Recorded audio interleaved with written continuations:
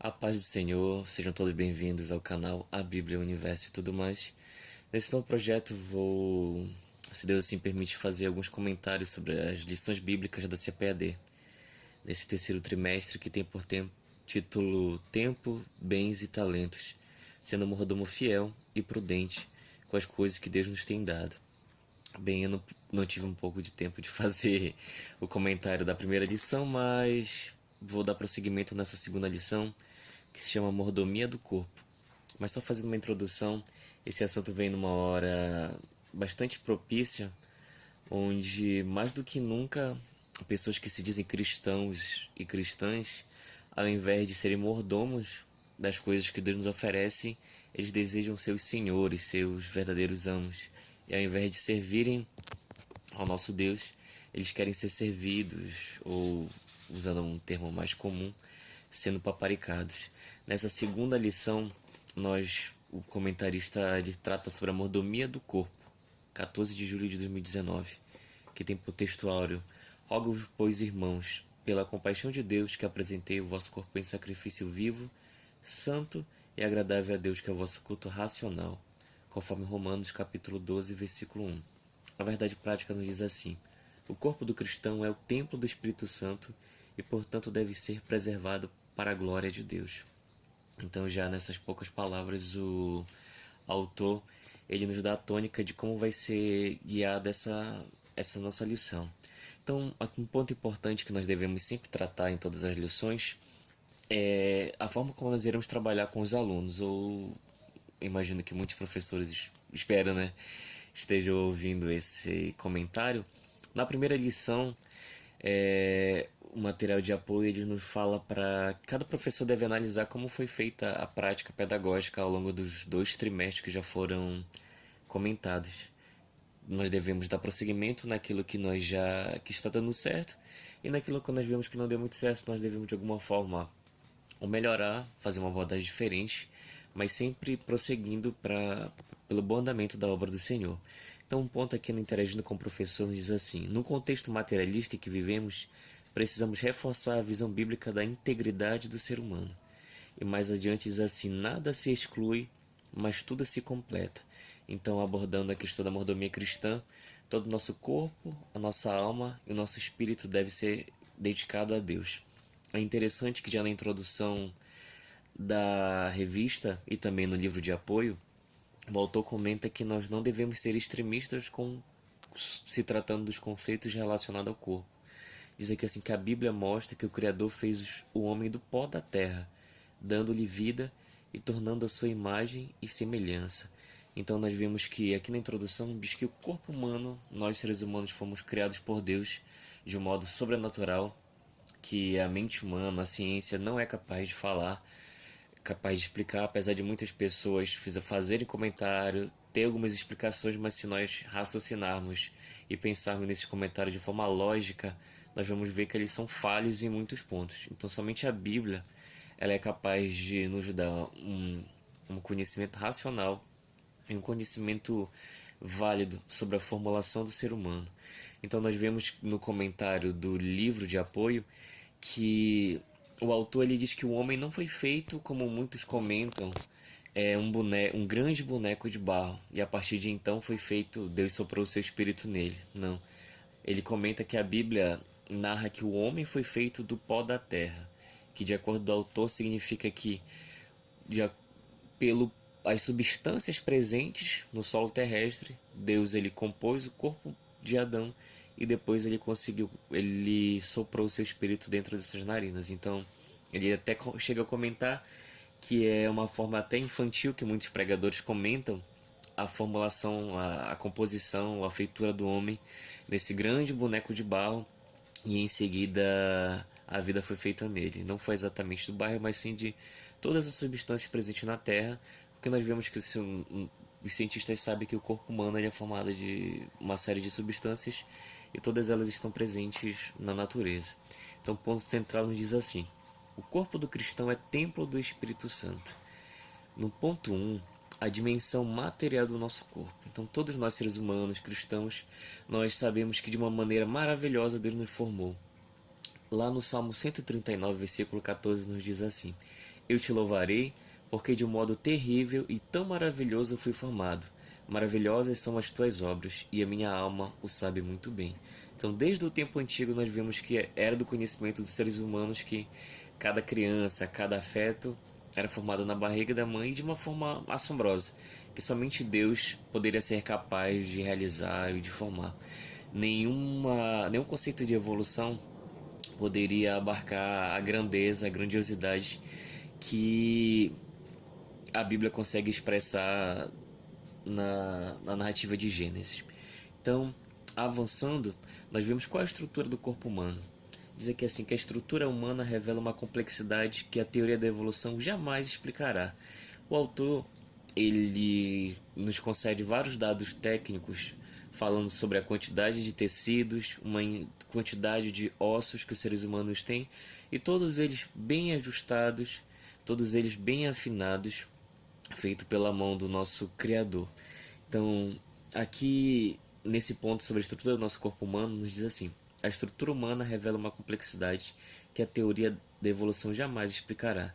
Então, Deus criou o homem à sua imagem, a imagem de Deus o criou. Macho e fêmea os criou.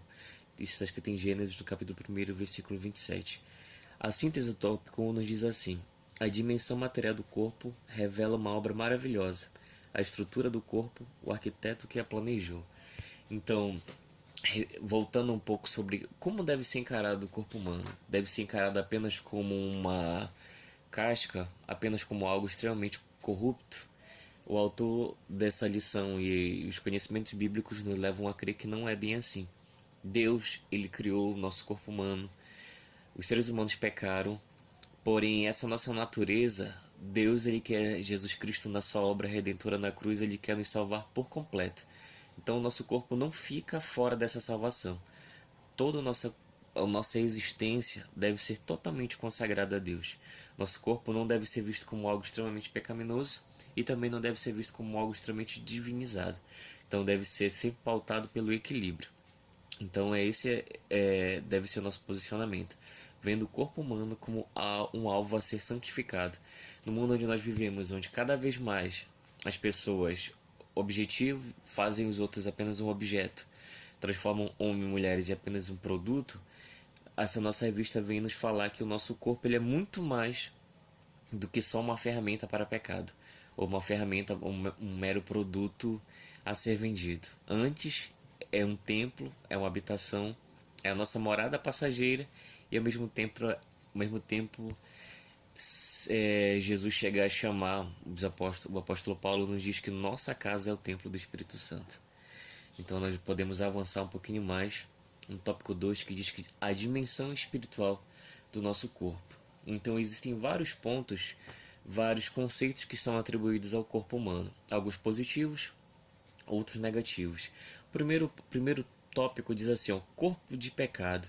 Então nós vemos que este corpo, chamado corpo de pecado, ele é atribuído a toda a maldição que veio em consequência do pecado original, que diz assim: nele se expressa, no corpo do pecado, refere-se ao nosso velho homem, que antes de nascer de novo usava o corpo como um instrumento de iniquidade. Então o autor ele pega esse versículo para nos falar sobre o aspecto nosso humano da nossa natureza caída, que sem Deus nós sempre seremos tentados, guiados para a prática do pecado. O outro ponto se chama a casa terrestre. Então esse nosso corpo que nós habitamos é desejo do nosso Senhor Jesus Cristo, é a vontade do nosso Pai que Ele realmente seja a morada. Nós somos apenas peregrinos e forasteiros aqui nessa terra, mas ao mesmo tempo que nós temos essas características, Deus tem um desejo profundo de habitar no nosso ser. O outro ponto se chama Templo do Espírito Santo. Então, nós que estamos saindo do estudo do tabernáculo, todos os símbolos que foram apresentados e todo o significado que o tabernáculo tinha no povo de Israel, de centralidade, de alvo, no Novo Testamento nós vimos que toda essa grandiosidade é transferida para os nossos corpos. Feitos de carne, de tecidos, de ossos, nós somos chamados de templo do Espírito Santo. Outro ponto chama pecados contra o corpo. Então, nesses pontos que nós já vimos, nós vemos que a santidade do corpo, as necessidades que o nosso corpo tem, e agora o comentarista ele nos fala sobre os pecados que as pessoas podem infligir em seus corpos. Existem pecados na mente, pessoas que pecam ao falar, pecados em pensamentos, mas nessa segunda lição estamos falando sobre a mordomia do corpo e as atribuições que todos nós devemos ter. Diz aqui assim que o primeiro, eu acho que o mais conhecido é a prostituição ou adultério. Aliás, são 3 pontos: prostituição, adultério e a fornicação. A prostituição já é bem falado em muitos pontos da Bíblia. Adultério, que infelizmente em muitos locais tem se disseminado e até no meio cristãos, e infelizmente alguns até tolerado, e outra é a fornicação. Então nós vemos aqui que o autor, na nossa revista, aí não trata de forma mais ampla cada um desses 3 pontos: a prostituição, a adultério e a fornicação. Somente no livro de apoio que ele dá um apanhado mais amplo, explicando o que é a prostituição, que seria a venda como um produto de alguma relação sexual; o adultério, que seria a prática ilegal de sexo com uma pessoa casada, entre uma pessoa casada e solteira, que não seja seu parceiro; e a fornicação, que seria relações entre pessoas solteiras. Outra prática que está muito disseminada hoje em dia também, que é abordada na nossa revista, se chama homossexualidade, que diz que desde o Antigo Testamento essa prática era severamente condenada, chegando até Sodoma e Gomorra. Segundo muitos estudiosos dizem, uma de suas condenações foi pela uma das suas práticas pecaminosas, que seria a homossexualidade. E é interessante que nessa revista o autor ele tinha que comentar sobre a transexualidade, que para muitos de nós é uma coisa recente, ou para muitas pessoas ainda nem chegaram a ouvir esse termo, mas o autor ele coloca uma referência aqui da Organização Mundial da Saúde, que diz que o que é a transexualidade? É um transtorno de identidade de gênero ou uma disforia de gênero, que diz que um homem se sente mulher ou uma mulher se sente homem. Aí o comentarista ele nos diz que a maior tragédia é quando se tenta normalizar isso na cabeça de crianças e adolescentes, trazendo confusão para elas. A Bíblia nos diz que o inimigo veio matar, roubar e destruir. Então, esse pensamento da ideologia de gênero, nós sabemos que é algo extremamente pernicioso e que em muitos ciclos sociais tem sido aceitos. Alguns locais ditos cristãos também têm sido tolerados e em muitos outros locais até incentivado. Então nós vemos que dentre os pecados, dentre as armas do inimigo que ele tem mais usado contra nossas famílias, contra nossos adolescentes, crianças, uma delas é a ideologia de gênero. E muitas pessoas têm caído na garra do inimigo através dessas ações. O ponto 3 diz a santificação do corpo. Então nós vimos o que seria a santificação. Novamente, nós sempre temos que voltar ao Antigo Testamento sobre como era a consagração do povo de Deus. Desde a criação do homem sobre a terra, desde a queda dos primeiros pais, nós vemos que o desejo de Deus é separar um povo para si. Então a santificação é fazer com que o nosso corpo, a nossa alma, o seu povo seja diferente, haja diferente dos povos pagãos, dos povos que não servem, e diz que a santificação é o ponto fundamental da mordomia do corpo. A Bíblia diz em Hebreus 12:14, segui a paz com todos e a santificação, sem a qual ninguém verá o Senhor. Então, quais os meios nós podemos usar para nos santificar? Então nós vemos que a santificação, parte dela envolve as ações de Deus e outra parte dela envolve a ação do homem. Nós não somos, quando nós aceitamos e nos convertemos, viramos robôs. Não. Deus ele opera na vida do crente, mas é necessário também o crente operar através da vontade do Espírito Santo na nossa vida. Então, o primeiro ponto que nós podemos usar, nos armar para nos santificar, nos diz aqui assim que através de Cristo Jesus, do Espírito Santo e da sua palavra. Então a obra de Jesus Cristo na nossa vida, nós começamos quando nos convertemos um princípio de santificação. O Espírito Santo começa a habitar na nossa vida, vai nos purificando, nos libertando, e é necessário que diariamente cada um de nós possamos meditar na palavra do Senhor. Assim como o nosso corpo precisa diariamente ser reabastecido de energia através do alimento, através da água que nós consumimos, o nosso corpo, a nossa alma, o nosso espírito, é necessário também que ele seja revigorado, que ele seja alimentado. Porque se nós não alimentarmos o nosso espírito, não fortalecemos o nosso corpo, fatalmente nós iremos pecar contra o nosso Deus e iremos decair do nosso estado de santidade. Então existe a responsabilidade humana na santificação. Não existe essa atribuição que uma pessoa uma vez salvo, salvo para sempre.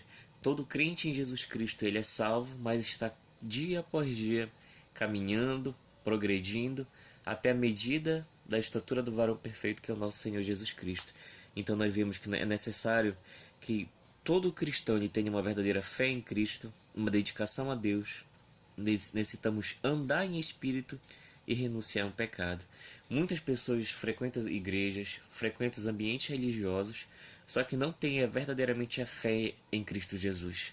Se nós temos fé em Cristo Jesus, nós devemos saber que tudo que ele falou irá se cumprir e todos os alertas que ele concedeu são válidos até os nossos dias.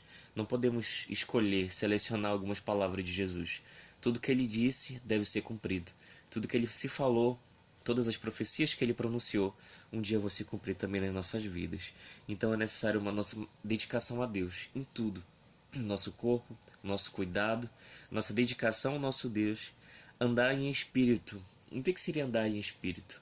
Muitas pessoas pensam que andar no espírito seria um exemplo de fanatismo, praticar orações em locais públicos, mas o andar no espírito é andar em vigilância, em constância, como um bom soldado de Jesus Cristo. Se nós somos soldados de Jesus Cristo, nós não devemos nos embaraçar com os negócios dessa vida.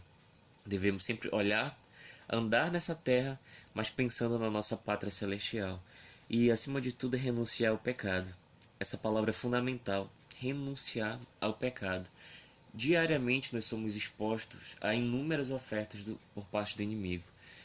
Cabe a cada cristão fazer a escolha de se dedicar verdadeiramente ao nosso Senhor Jesus Cristo, deixando tudo para trás e caminhando para o alvo que é o nosso Senhor. Então nós vemos, existe uma parte aqui no subsídio doutrinário que diz, em segundo lugar, a ênfase pentecostal ao batismo no Espírito Santo e aos dons sobrenaturais do Espírito tem resultado numa falta de ênfase ao restante da obra de Cristo, inclusive a santificação. Então é interessante que nós possamos verdadeiramente ler a revista por completo, que não é à toa que nós temos os complementos, essas partes escritas em uma cor diferente, que são auxílios que são nos oferecidos para enriquecer nossas aulas. Então, nesse ponto fundamental, ele diz que em muitos ciclos pentecostais existe uma ênfase muito grande em que as pessoas sejam batizadas com o Espírito Santo, que mostrem dons, que mostrem isso, que mostram aquilo, mas o principal, que é a obra da santificação, acaba ficando de lado. E muitas congregações têm sofrido, como a igreja de Corinto, que a palavra de Deus nos diz que não faltava nenhum dom para eles, mas era uma igreja que dava trabalho.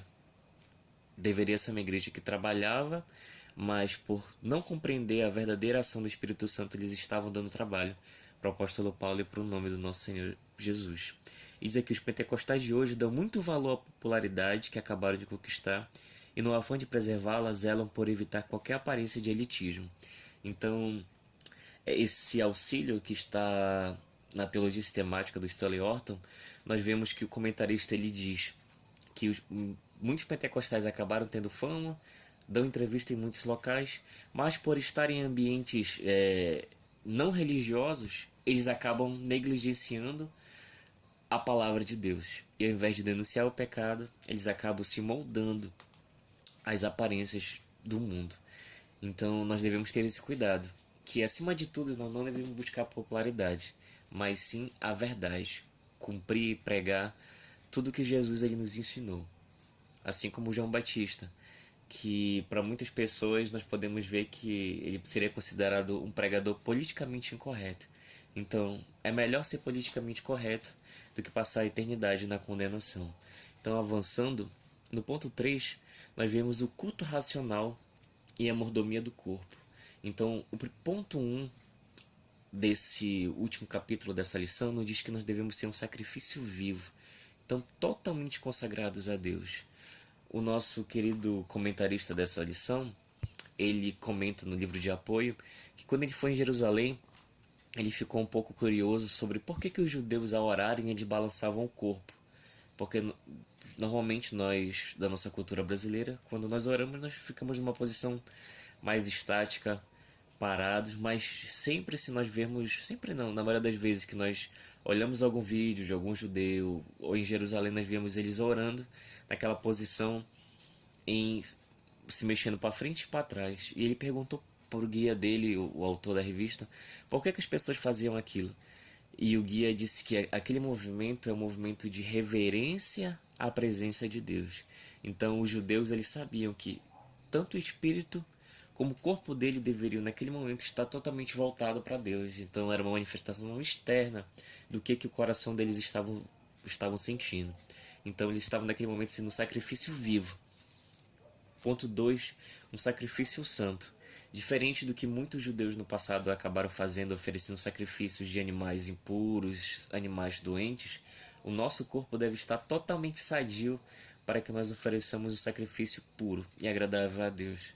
Todos nós com certeza já tivemos a desagradável experiência de comer algo estragado. Então imagine, se você faz um banquete e oferece para alguém o que você acha que é o melhor. E quando as pessoas vão comer, vê que alguma coisa está estragada ou que não fez bem. Então, se nós temos a nossa vida, trabalhamos para Deus 24 horas, muitas pessoas podem pensar, mas se o nosso coração não estiver totalmente santificado, Deus não vai se agradar dessa nossa oferta a Ele. O outro ponto é o sacrifício agradável. Uma das coisas mais belas da vida cristã é quando a nossa vontade está alinhada à vontade de Deus.